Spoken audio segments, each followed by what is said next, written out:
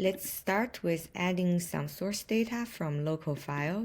Once we have the documents in place, for each of the documents, first we're going to convert it to a markdown, and then we're going to perform hierarchical chunking.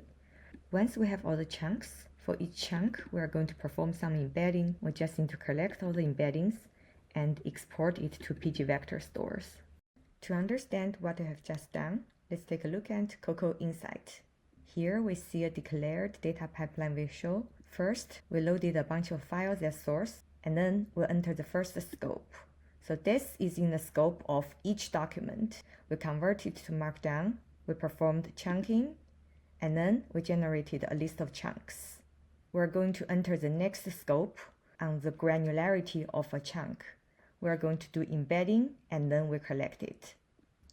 On the data side, we want to provide the best tooling to help users to understand what is exactly going on with the data indexing.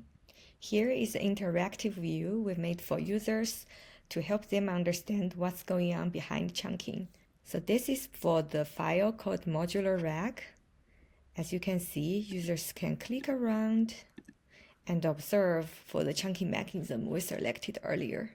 So for example, here you see like a little bit overlap between chunks, just to make it super easy to understand what's going on, help users to debug and fast iterate.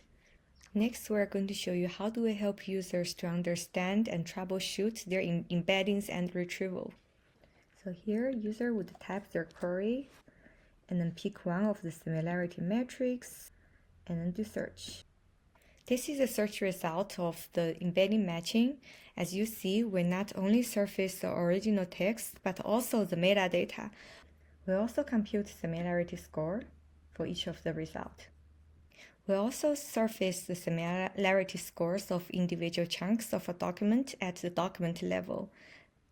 So this is a way to help users to understand how is a document performed against the retrieval of a query. We also provide views to help users comprehend the relationship of query and chunks in the embedding space. First, I'll search for rag. Next, I'll search for president. It's doing match for the documents in a complete different space. Switching back to the preview, we're viewing on the executive file. And as you can see, the purple dots are the chunks from the file that's being viewed. And there's correlation between these and query 2, which is the president. Now let's switch to a different file. As we see, the chunks from this file are far away from query 2, so it is less correlated.